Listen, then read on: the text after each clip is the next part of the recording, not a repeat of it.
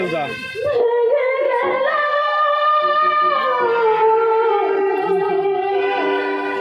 তুই সরাও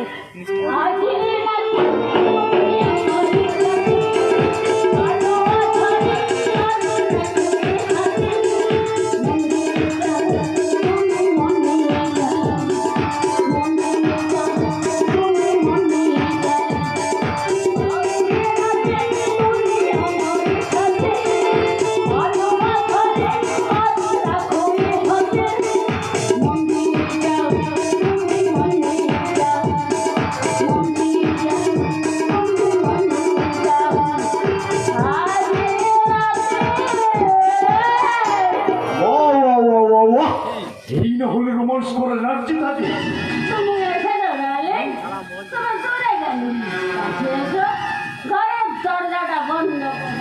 তবে তার আগে আমার একটা প্রশ্নের জবাব দাও। কি তোমার প্রশ্ন?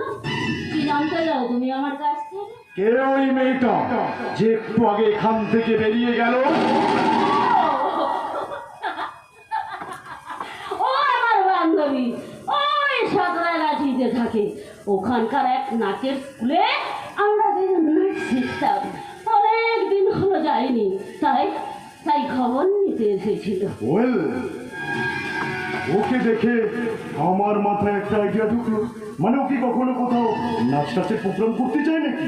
আগে করতে জানতাম, বর্তমান সেটা আমার জানার দরকার নেই, যেহেতু মানে যাবেই। এই, তুমি কি কোথাও জলসা টলসা করছো নাকি? ভাবছি তবে জংশন একজনকে আমি জালে জড়াতে চাই।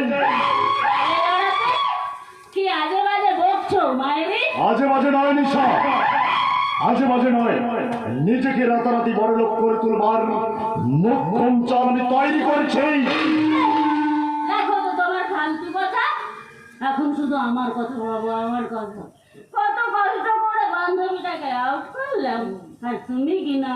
নো নো ডার্লিং, আমি আর ধৈর্য রাখতে পারছি না। কামান কামান নিশা, তুমি আমার কাছের রুজি, তাই তোমাকে সব কথা না বললে নয়। আর এভাবে মেলামেশা আর আমার মোটেও ভালো লাগছে না। তাই আমি ভেবেছি আমাদের এই সম্পর্কটাকে না পুরোপুরি পাকাপাকি করে নেবো। অবশ্য অবশ্য সেজন্য অনেক টাকার প্রয়োজন। তবে সেই টাকার খনি না আমি পেয়ে গেছি। পেয়ে গেছো? Yes! টাকার খনি আমি পেয়ে গেছি। যেভাবেই হোক ছলে বলে কৌশলে ওই জন পিটারকে আমাদের ঘায়েল করতেই হবে। তাহলে সৌভাগ্যের চাবি আমাদের হাতের মুঠোয়। নেক্সট উইক একটা পার্টি রাখবো, আমার মৃত্যুর জন্মদিনের পার্টি। আর সেই পার্টিতে তুমি তোমার ওই বান্ধবীকে নিয়ে আসবে নাচ গান পরিবেশন করবার জন্য। তারপর ওকে দিয়েই ওই জন পিটারকে আমি একেবারে ঘায়েল করবো। আজকে তো আমিও জানি, আমি জানি জন পিটারকে। না, ও তোমাকে চেনে, জানি, সন্দেহ করবে। পাছে তুমি তোমার মুক্তির পথ পরিষ্কার করতে যদি ছলনার আশ্রয় নিয়েছ, তাহলে আমাদের সমস্ত প্ল্যান একেবারে বানচাল হয়ে যাবে। কাজেই আজই তুমি তোমার ওই বান্ধবীকে খবর দিয়ে এই টাকাটা অ্যাডভান্স করে দিয়েছো।